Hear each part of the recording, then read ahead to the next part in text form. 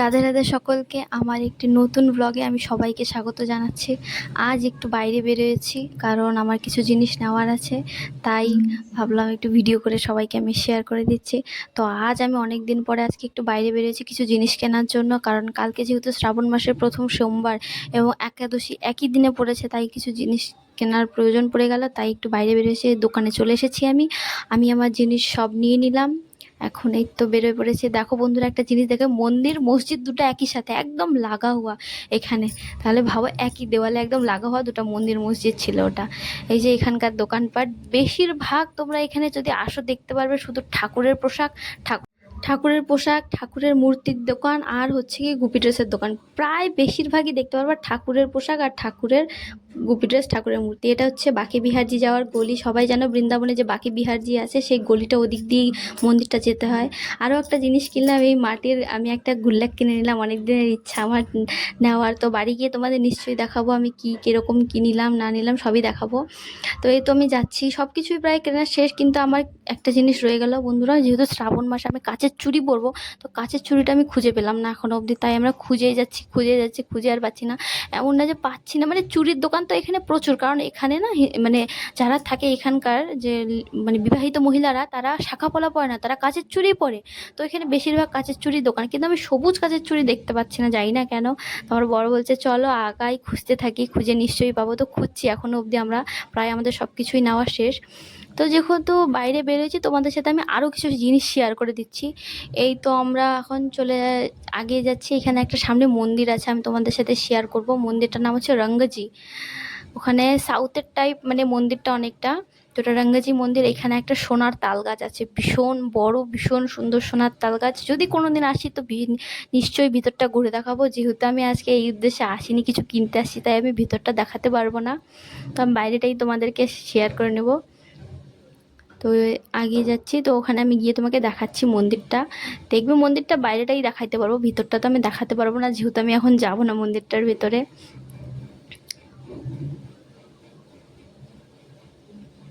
হলো, এই তোই চলে এসেছি। ওই যে বড় ঘরটা দেখতে পাচ্ছ, ওখান থেকে রথ বেরোয়, বছরে একবার এই রঙ্গজির মন্দিরের রথ বেরোয়। রথ ভীষণ সুন্দর। তো যত পারবো শেয়ার করবো। সব ঠাকুরের দোকান বন্ধুরা, দেখো শুধু ঠাকুরের জিনিসের দোকান। আমি একদিন নিশ্চয়ই শেয়ার করবো ঠাকুরের সুন্দর জিনিস। ওই দেখো মন্দিরটা ভীষণ সুন্দর না? এটা আরেকটা মন্দির, এটা হচ্ছে গোবিন্দ মন্দির, এটাও খুব বিখ্যাত একটা মন্দির।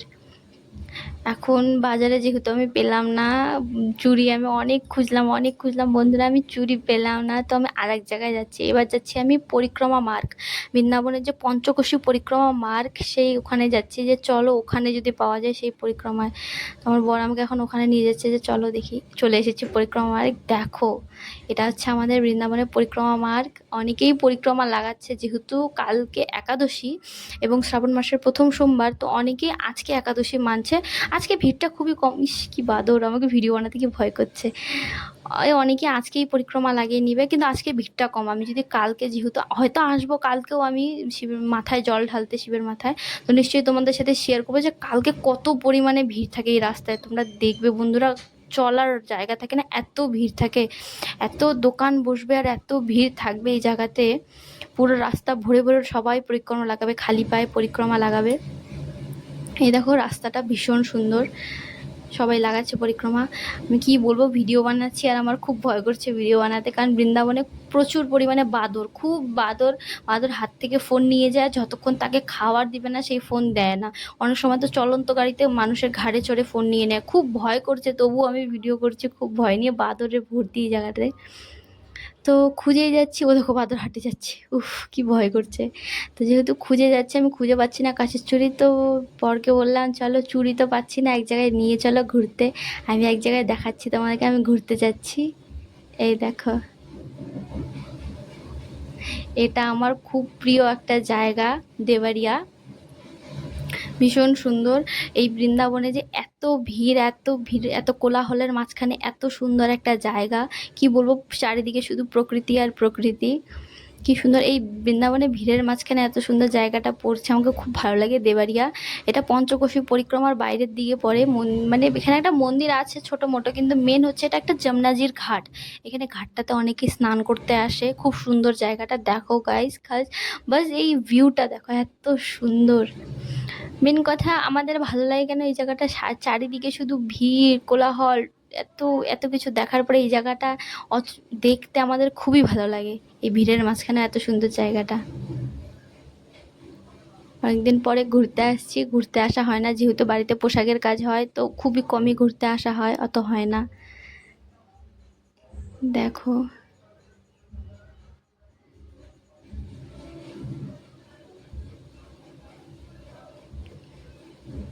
সবাই জানাবে কিরকম লাগলো জায়গাটা। আর কাউকে যদি মনে হয় কোনো মন্দির তোমরা দেখতে চাও যে কিরকম, অবশ্যই যখন ঘুরতে যাব ঠিকই মন্দির দেখাবো। আমি ফ্রন্ট ক্যামেরা দিয়ে আমাদের দুজনের একটা ছোট্ট ভিডিও বানিয়ে নিয়েছি যে দুজনে বাইক চালা যাচ্ছি, আমার হাজব্যান্ড স্মাইল করছে না। দেখো প্রায় চলে এসেছি, কত পাখি এখানে খাবার খাচ্ছে। আর এই জায়গাটা বন্ধুরা সত্যি বলবো, এখানে চাষ করা হয়, দুই দিকে মাঝখান দিয়ে রাস্তা। চাষ করা হয় বলতে কিসের চাষ, শুধু ফুল, এখানে ফুলের চাষ করা হয়, ভীষণ সুন্দর সুন্দর ফুল এখানে, রজনীগন্ধা ফুল থেকে সব ধরনের ফুল পাওয়া যায়, ফুলের চাষ করা হয়। তো চলে এসেছি। ওমা, আজকে মনে হয় এখানেও খুব ভিড়, এতটা ভিড় থাকে না এখানে, যাই না কেন আজকে খুব ভিড়। তো যে চলে এসেছি ওই জায়গাটা খুব ভিড় ঘাটটাতে, তাই আমি সাইডে আমার বর বাইকটা রেখে এখানে দাঁড়ায় আছে, ও যাচ্ছে না। দেখো কত ফুল, এত সুন্দর ফুলের বাগান, এখান থেকে যেতেই মন করছে না। দেখো ফুলগুলো এখনো ভালো করে ইয়ে হয়নি, তাই দেখাতে পারছি না, কিন্তু ফুল আছে এখানে, প্রচুর ফুলের বাগান। আমি ঘাটে যাচ্ছি না কারণ প্রচুর ফুলের বাগান এখানে, খুব সুন্দর জায়গাটা, পুজো চলছে। আমি তোমাদের ঘাটটাও দেখিয়ে দিচ্ছি, দেখি আমার বর যদি না যায় আমি গিয়ে তোমাদের ঘাটটা দেখিয়ে দিচ্ছি, ঘাটটা কত সুন্দর এখানকার। ওই যে ওখানে দেখা যাচ্ছে ঘাটটা ভীষণ সুন্দর। তো চলো দেখি যাই, ও আসলো না, আমি একা চলে আসলাম। এই দেখো যমুনা আরতি হচ্ছে, দেখো তোমরা কত সুন্দরভাবে যমুনা আরতি হচ্ছে এখানে, সবাই দাঁড়িয়ে আছে। চলো আমি দেখে চলে আসলাম যমুনা আরতি, ও তো মিস করলো।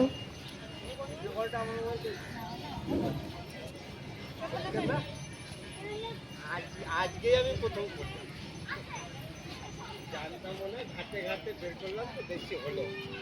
হাই করবে, হাই করো, হাই করে, হাই করে দিলাম, আমি বললাম তারপর। তুমি মিস করলা গেল না, ও মিস করলো যমুনা আরতিটা, কি মিস করলা? হ্যাঁ আমি ওকে ওটাই এখন বলছি, তুমি কিছু মিস করলে। বললাম যমুনা আরতি মিস করলে পাপিষ্ঠ লোক, আমি ওকে বলছি তুমি পাপিষ্ঠ লোক।